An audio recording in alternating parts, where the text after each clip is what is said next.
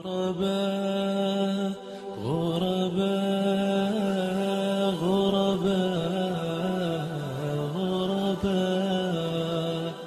غرباء غرباء غرباء غرباء. Assalamualaikum warahmatullahi wabarakatuh. Innal hamdalillah nahmaduhu wa nasta'inuhu wa nastaghfiruh wa na'udzu billahi min shururi anfusina wa min sayyiati a'malina may yahdihillahu fala mudhillalah wa may yudlil fala hadiyalah. Asyhadu an la ilaha illallah wahdahu la syarikalah wa asyhadu anna Muhammadan abduhu wa rasuluhu alladzi la nabiyya ba'd. Amma ba'd, fa inna asdaqal hadithi kalamullahi azza wa jal wa khairal hadi hadi Muhammadin sallallahu alaihi wasallam wa syarral umuri muhdatsatuha wa kullu muhdatsatin bid'ah wa kullu bid'atin dhalalah wa kullu dhalalatin finnar. Jamaah salat maghrib yang dimuliakan oleh Allah Subhanahu wa taala, kita bersyukur kepada Allah Subhanahu wa taala pada malam hari ini kita masih diberikan kesempatan untuk hidup sebagai seorang muslim, untuk hidup sebagai seorang hamba Allah Subhanahu wa taala yang melewati episode kehidupan kita malam hari ini dengan beribadah kepada Allah Subhanahu wa taala. Kita selalu berdoa dan selalu meminta serta berharap kepada Allah Subhanahu wa taala.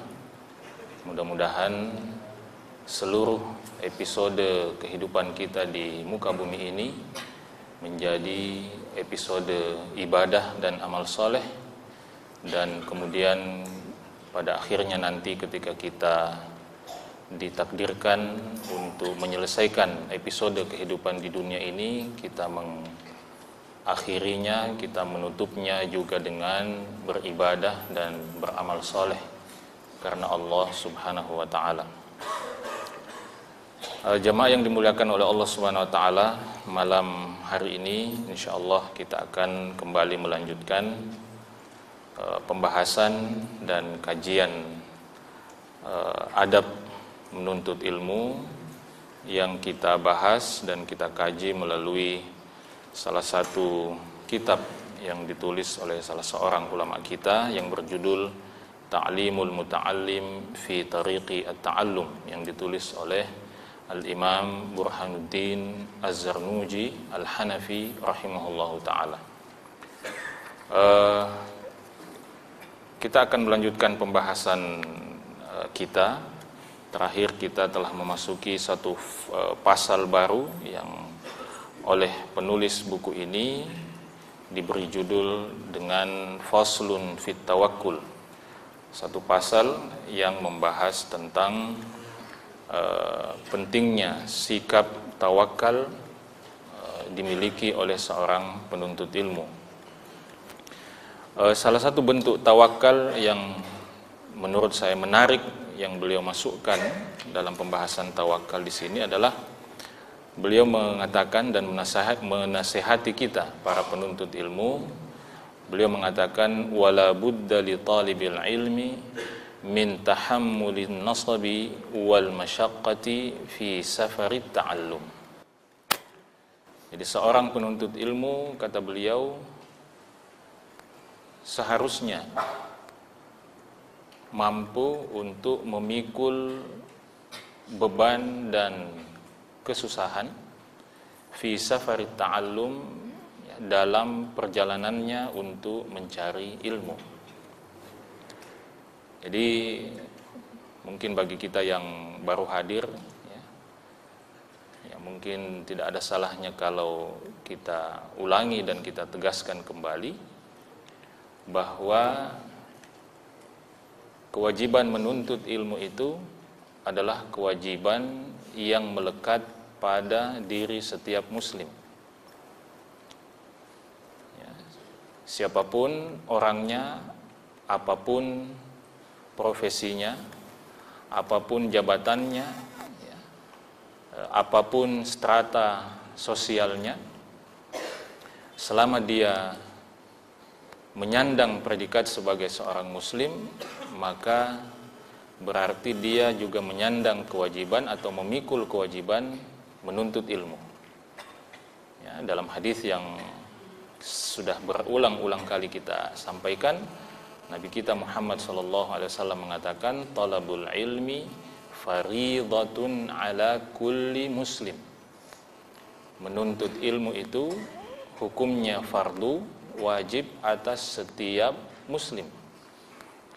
Jadi ketika Nabi SAW mengatakan ala kulli muslim, ini dalam ilmu usul fiqih disebut sebagai sighatul umum.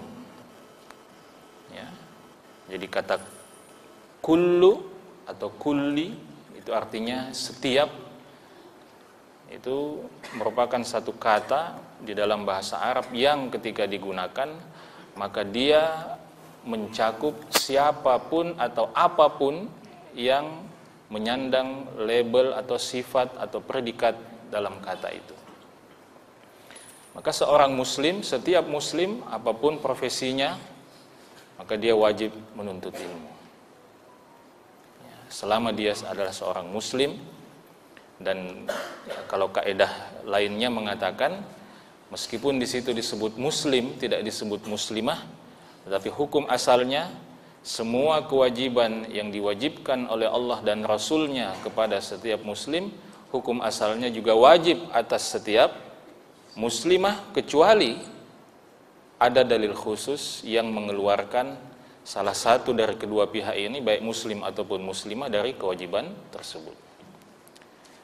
Jadi siapapun, tukang beca, penjual sayur, presiden, gubernur, bupati, pengangguran, ibu rumah tangga, selama dia menyandang predikat sebagai muslim atau muslimah, maka dia terkena kewajiban untuk apa? Untuk talabul ilm, untuk menuntut ilmu. Karena apa? Di dalam hadis yang lain, Nabi kita Muhammad SAW menjelaskan bahwa menuntut ilmu itu adalah jalan yang paling mudah mengantarkan kita untuk masuk ke dalam surga Allah Subhanahu wa taala. Nah, sementara tujuan utama kita menjadi muslim, tujuan utama kita bersyahadat la ilaha illallah dan Muhammad Rasulullah sallallahu alaihi wasallam, itu adalah apa? Untuk mendapatkan keselamatan di dunia dan akhirat yang ujungnya nanti adalah berakhir di dalam surga Allah Subhanahu wa taala. Jadi untuk masuk surga orang harus tahu ilmunya. Dan supaya kita tahu ilmunya, kita harus menuntut ilmunya, mempelajari ilmunya. Baik. Nah, dalam proses kita menuntut ilmu itu, ya, salah satu pesan Al-Imam Az-Zarnuji rahimahullahu taala di sini, beliau mengatakan wala budda li talibil ilmi min tahammulin nasabi wal masyaqqati fi safarit ta'allum. Jadi seorang penuntut ilmu harus siap menanggung, memikul, merasakan, ya, dan syukur-syukur bisa menikmati, ya, kesusah payahan perjalanan menuntut ilmu itu. Apalagi di zaman kita sekarang ini, ya, di zaman di mana fasilitas, ya, sarana transportasi itu sudah demikian dimudahkan oleh Allah Subhanahu wa taala. Ya, bahkan kita sebenarnya pun bisa menuntut ilmu, bisa belajar tanpa meninggalkan kamar kita, ya, dengan adanya sarana internet itu. Tapi dengan adanya kemudahan sarana internet itu pun ternyata tidak semua kita bisa melewati malam-malamnya dengan menuntut ilmu. Siapa di sini atau siapa di antara kita yang bisa bersabar duduk dari jam 8 habis sholat isya misalnya sampai tidak usah sampai sholat subuh, sampai jam 12 malam mendengarkan, mencatat, mencermati penjelasan para ulama melalui rekaman yang dia download misalnya dari internet. Siapa yang pernah seperti itu? Paling-paling kita mendengarnya sebagai pengantar tidur. Ceramahnya 1 jam, 10 menit pertama sudah hilang kesadarannya.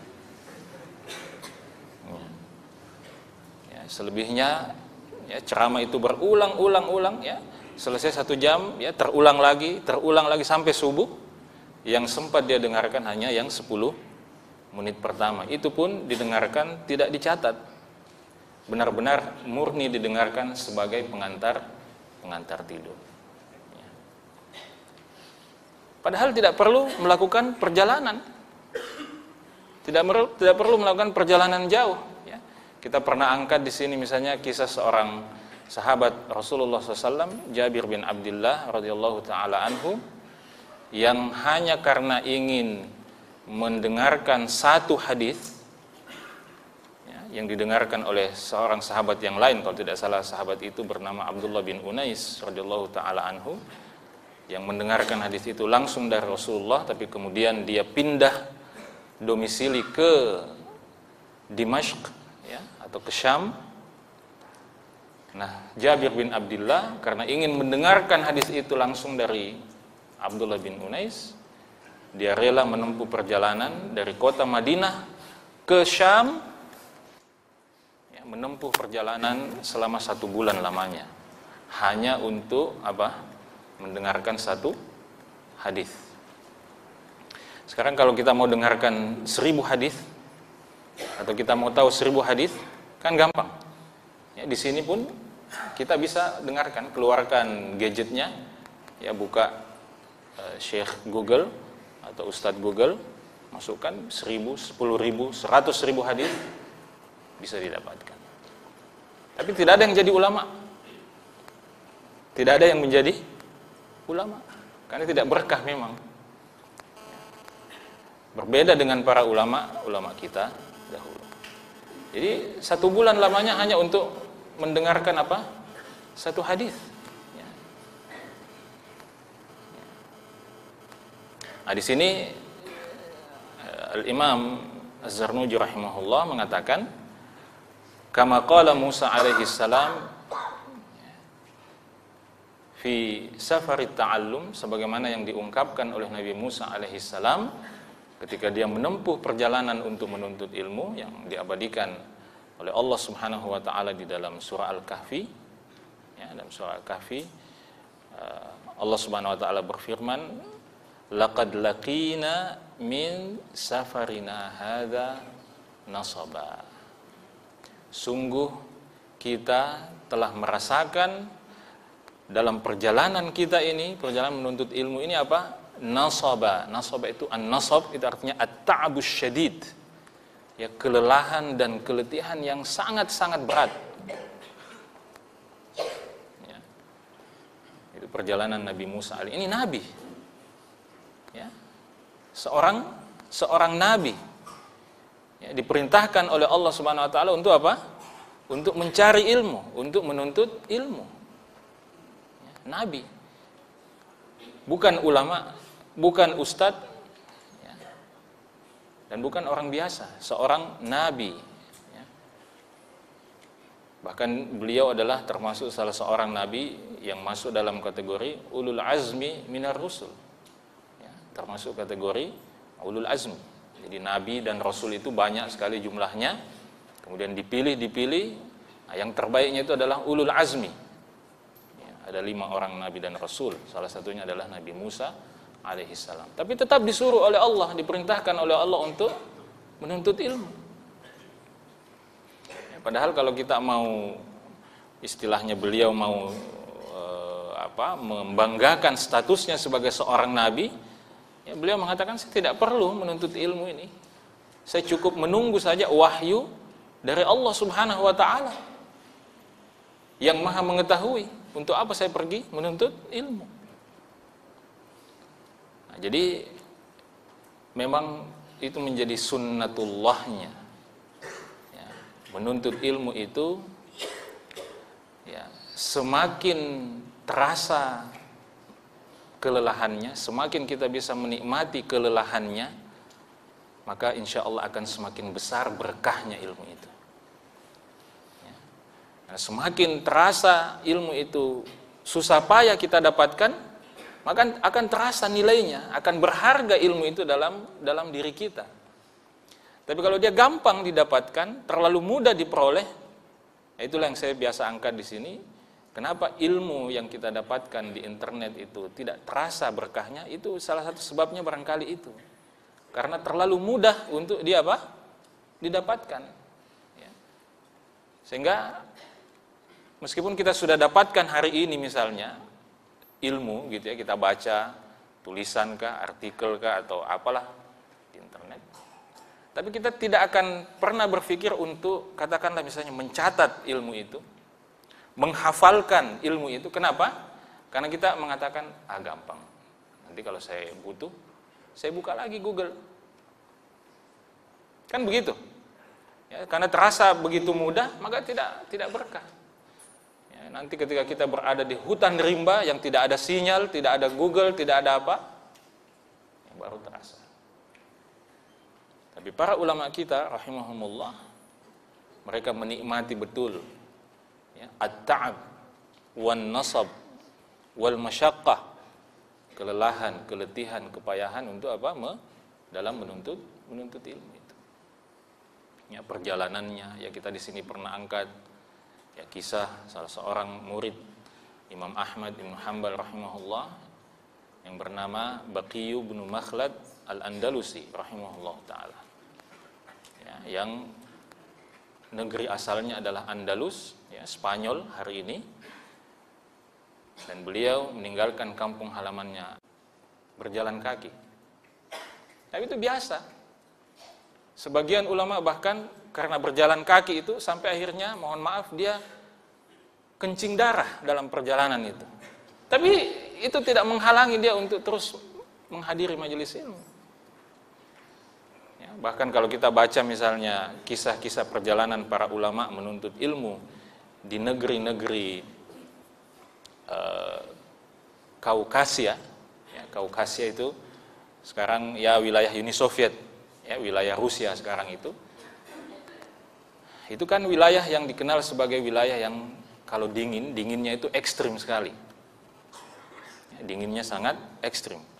Sebagian ulama itu dalam perjalanan menuntut ilmu menemui para ulama di wilayah-wilayah itu, ya, mungkin kita pernah dengar wilayah Naisabur, ya, wilayah ya, yang masuk wilayah Iran sekarang ini, ya, dahulu Ahlus Sunnah yang menguasai di sana. Ketika para ulama itu menempuh perjalanan ke wilayah-wilayah seperti itu, sebagian di antara mereka itu bahkan sampai harus kehilangan jari-jarinya karena apa? Dingin. Ya, dingin yang sangat sangat ekstrim menyebabkan apa? Jari-jari mereka itu copot, ya, lepas. Bahkan ada ulama yang hanya menggaruk telinganya tiba-tiba lepas telinganya, ya, karena cuaca dingin itu. Itu sampai seperti itu. Ya. Alhamdulillah kita ini ya, hadir majelis ilmu, majelis taklim, belum ada yang sampai seperti itu. Tapi ulama kita seperti itu. Untuk mempelajari. Itu baru cerita perjalanannya. Ya, Imam Ahmad Ibnu Hanbal rahimahullahu taala itu juga dikenal sebagai sebagai seorang ulama yang berkeliling, ya, berkeliling ke berbagai negeri untuk menemui para ulama. Dikisahkan dalam salah satu perjalanannya menuntut ilmu, beliau ingin menemui seorang ulama hadis di Yaman yang bernama Abdul Razak As-San'ani rahimahullah ta'ala. Dalam perjalanan itu dia bersama dengan seorang ulama hadis yang lain, Yahya bin Ma'in rahimahullah ta'ala. Sebelum mereka ke Yaman, mereka singgah dulu ke Mekah, dan qadarallah, Allah menakdirkan di Mekah itu mereka bertemu dengan Abdul Razak As-San'ani. Jadi rupanya Abdul Razak As-San'ani ini juga pada waktu itu sedang di Mekah untuk menunaikan haji, dan mereka bertemu di sana.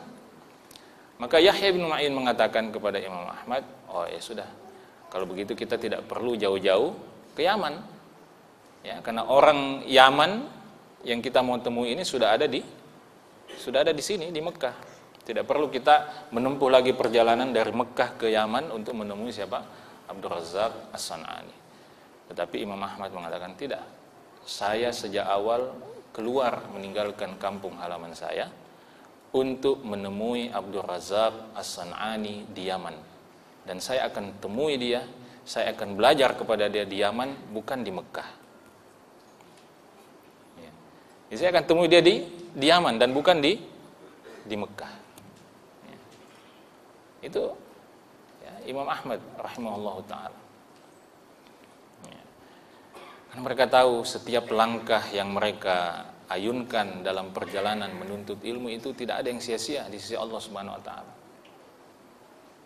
Setiap langkah, setiap kelelahan, setiap kepayahan yang mereka rasakan dalam perjalanan menuntut ilmu itu apa? Tidak ada yang sia-sia di sisi Allah Subhanahu wa taala. Ya.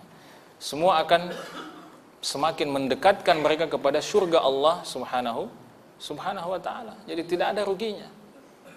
Setiap pengorbanan yang mereka keluarkan untuk menuntut ilmu syar'i, mempelajari agama Allah Subhanahu wa taala, sebesar apapun itu menjadi investasi mereka di sisi Allah Subhanahu wa taala. Menjadi investasi mereka. Menjadi tabungan mereka di sisi Allah Subhanahu wa taala. Jadi ini jemaah yang dimuliakan oleh Allah Subhanahu wa taala. Kemudian Al-Imam Az-Zarnuji rahimahullah mengatakan liyu'lam atau liya'lama anna safarat ta'allumi la yakhlu 'anil nasab. Hendaklah seorang penuntut ilmu mengetahui dan menyadari bahwa perjalanan menuntut ilmu itu la yakhlu 'anil nasab. Ya, tidak akan pernah kosong, ya, tidak akan pernah sepi dari kepayahan dan kelelahan. Ya, bahkan di zaman kita sekarang ini di mana sarana transportasi itu begitu dimudahkan oleh Allah Subhanahu wa taala, perjalanan itu pun tetap menjadi seperti kata Nabi SAW, qit'atun minal azab, ya. Perjalanan jauh itu tetap menjadi salah satu potongan azab, ya. Bahkan meskipun kita naik pesawat, ya. Kalau ada yang pernah naik pesawat umroh misalnya dari Indonesia ke Saudi, ya, perjalanan pesawat sekitar 8 sampai 9 jam. Itu lumayan meskipun duduknya di pesawat. Ya, tapi lumayan melelahkan, ya. Lumayan meletihkan, apalagi kalau tidak naik pesawat.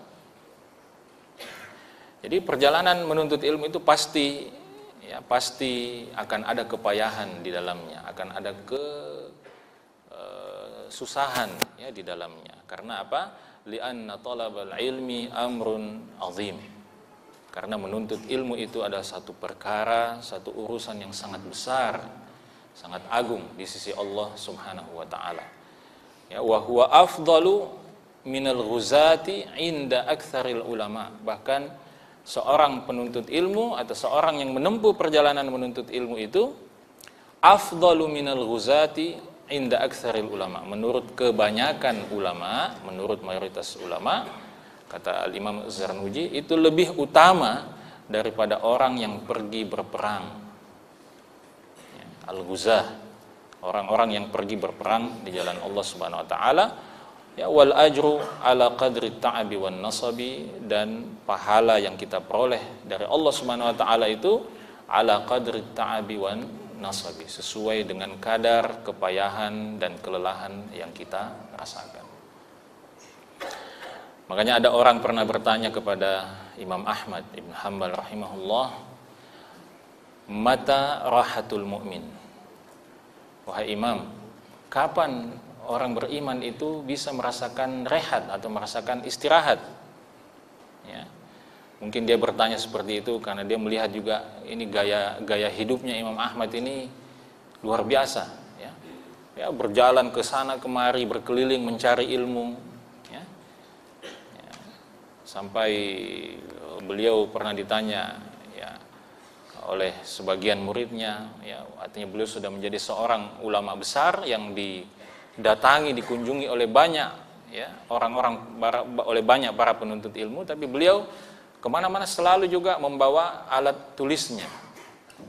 Lalu beliau ditanya, sampai kapan Anda seperti ini? Beliau mengatakan, ma'al mahbarati ilal maqbarah. Saya akan terus membawa alat tulis ini sampai saya dimasukkan ke dalam liang kubur. Artinya dia akan terus belajar sampai dipanggil oleh Allah Subhanahu wa taala. Maka Imam Ahmad ditanya, kapan orang beriman ini bisa beristirahat? Mungkin karena dia lihat yang bertanya ini melihat ini Imam Ahmad kayak tidak ada capeknya. Kayak tidak mengenal istirahat. Maka Imam Ahmad mengatakan apa? Rahatul mu'min inda awwali qadamin yadha'uha fil jannah. Istirahatnya orang beriman itu ketika nanti dia diizinkan oleh Allah Subhanahu wa taala untuk menginjakkan salah satu kakinya di dalam surga Allah. Jadi kalau Allah sudah izinkan kita memasukkan salah satu kaki kita di dalam surga, itu awal istirahat yang sesungguhnya. Tapi sebelum itu, jangan pernah membayangkan kita akan merasakan istirahat yang sesungguhnya. Itu kata Imam Ahmad rahimahullah ta'ala. Makanya para ulama itu kalau kita baca biografi mereka, yaitu kita akan bertanya-tanya, ini mereka ini pernah istirahat atau tidak? Ada waktu istirahatnya atau tidak? Ya. Seperti kita yang kisah yang sudah beberapa kali juga kita angkat, kisah tentang siapa? Tentang Imam Malik. Ya. Imam Malik bin Anas, ya, rahimahullah ta'ala. Ya, ketika salah seorang muridnya yang selalu belajar kepada beliau di waktu sahur, jadi coba jadwal belajarnya saja waktu sahur, ya, tidak lazim. Ya, kalau kita kuliah jam berapa? Jam 7 sampai 12 atau habis asar, ya, paling banter sampai mungkin malam, ya. Tapi tidak ada di sini yang kuliah jam 3 subuh, tidak ada. Ya, tidak ada juga ustadz yang misalnya buat pengumuman, hadirilah, ya, kajian kitab Bulughul Maram, ya, di Masjid Wihdatul Ummah waktu jam 03.00 dini hari, enggak ada. Ya. Sebab ustadznya juga ragu kalau dia buat pengumuman seperti itu ada yang hadir atau tidak, itu masalahnya. Nah, tapi ini murid Imam Malik ini setiap waktu sahur menjelang subuh dia datang untuk belajar 2-3 hadis dari Imam Malik. Sampai akhirnya dia tertidur. Imam Malik sudah keluar ke masjid untuk sholat subuh. Kemudian seorang budak wanita Imam Malik keluar di pintu. Dia lihat ada orang tidur di depan pintu. Dia pikir ini budak laki-laki Imam Malik. Maka dia ditendang dengan kakinya. Oh, bangun. Itu tuanmu sudah ke masjid untuk sholat subuh sejak tadi. Dia tidak pernah lalai tertidur seperti engkau sekarang ini. Hari ini usianya genap 49 tahun, wa qallama ayyusalliyal fajr illa biwudu'il atamah, dan jarang sekali dia salat subuh kecuali dengan wudu salat isyanya. 49 tahun usianya hari itu waktu cerita ini terjadi, dan budak wanitanya mengatakan jarang sekali dia salat subuh kecuali dengan wudu salat isyanya. Artinya tidak batal wudu salat isyanya. Kalau tidak batal berarti dia, ya, tidak tidur, dan seperti itu. Ya. Makanya di sini Al Imam Az-Zarnuji rahimahullah mengatakan, faman sabara ala dzalik, siapa yang bisa bersabar, ya, merasakan kepayahan, ya, perjalanan menuntut ilmu itu, wajada ladzatan, dia akan merasakan satu kenikmatan dan kelezatan tafuqu sa'ira ladzatid dunya, yang mengalahkan seluruh kelezatan yang ada di dunia ini. Ya. Saya sendiri belum sampai pada level merasakan kelezatan ini. Ya, tapi Al-Imam Az-Zarnuji rahimahullah mengatakan, siapa yang bisa bersabar, beliau mengatakan bersabar, menggunakan istilah bersabar, ini menunjukkan bahwa memang tidak mudah merasakan menikmati kepayahan perjalanan menuntut ilmu itu, tidak mudah. Tetapi siapa yang bisa bersabar, ya, merasakan itu. Kata beliau apa?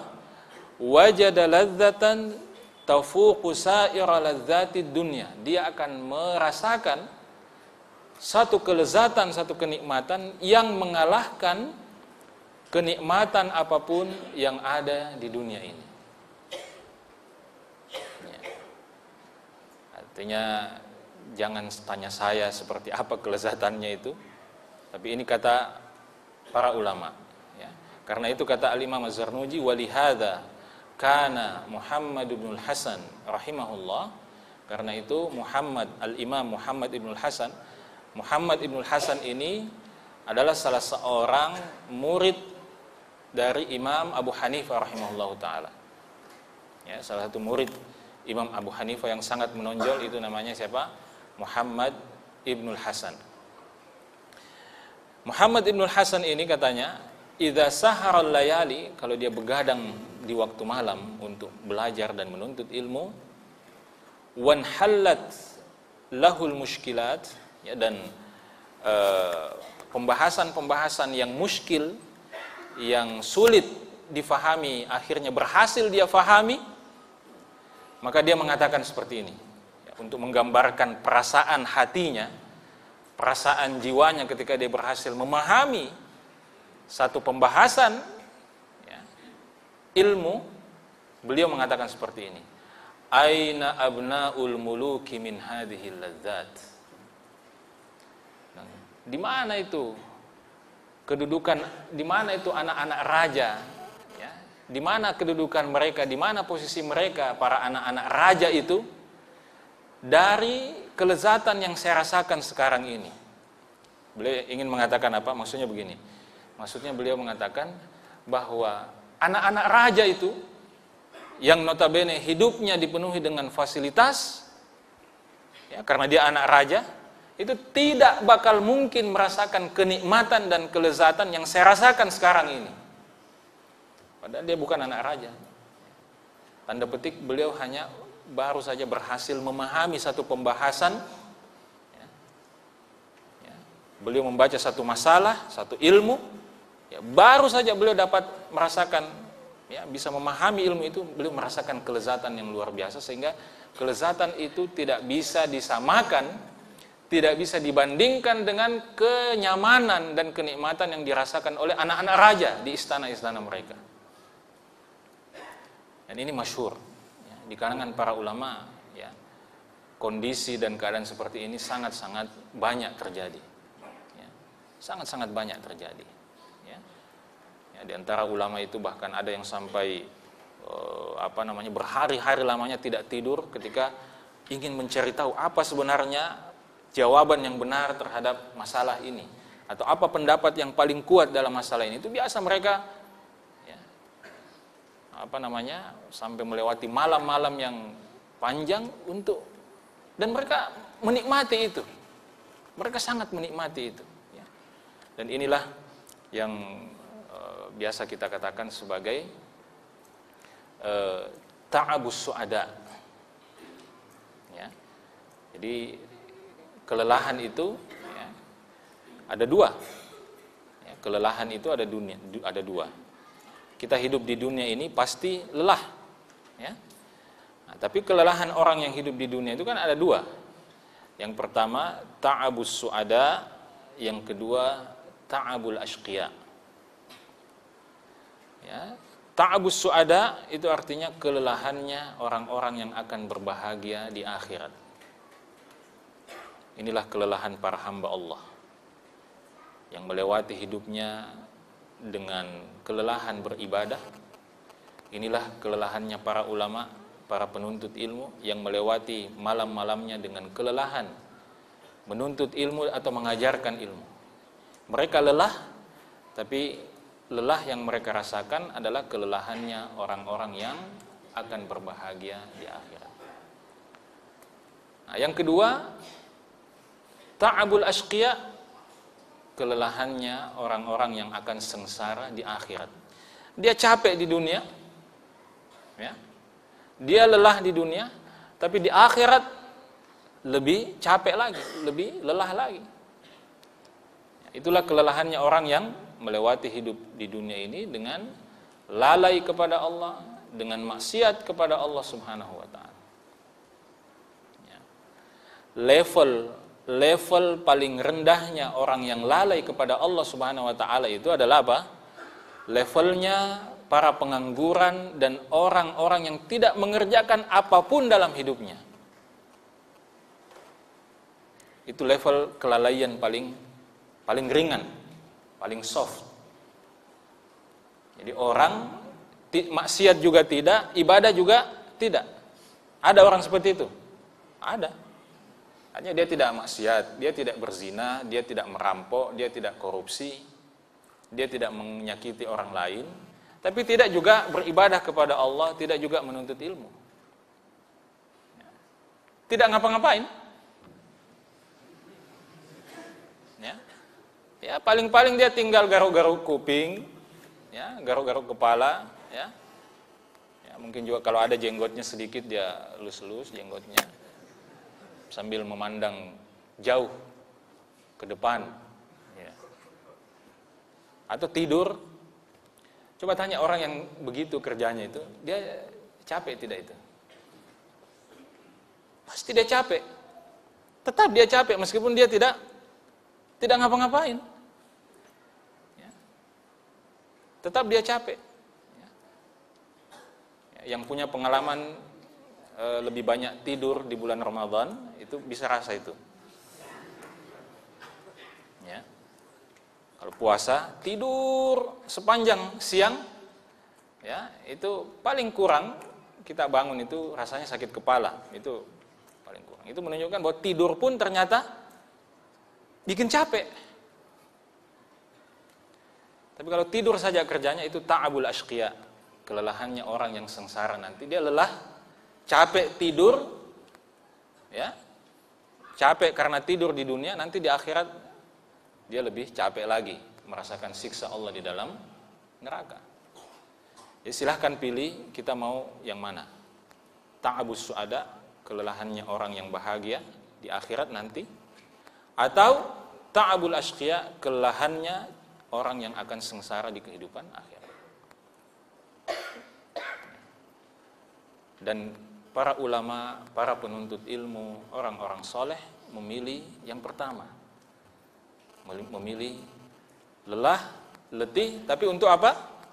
Untuk membangun kebahagiaan mereka di kehidupan akhirat. Menuntut ilmu, melakukan perjalanan menuntut ilmu, itu melelahkan. Tapi inilah perjalanan yang akan mendekatkan kita, memudahkan kita untuk masuk ke dalam surga Allah Subhanahu wa taala. Dan yang luar biasanya, menuntut ilmu itu untuk dimudahkan jalan kita masuk surga karena menuntut ilmu, itu tidak mesti harus menjadi ulama. Artinya, dalam perjalanan kita itu tidak mesti kemudian kita berhasil menjadi ulama.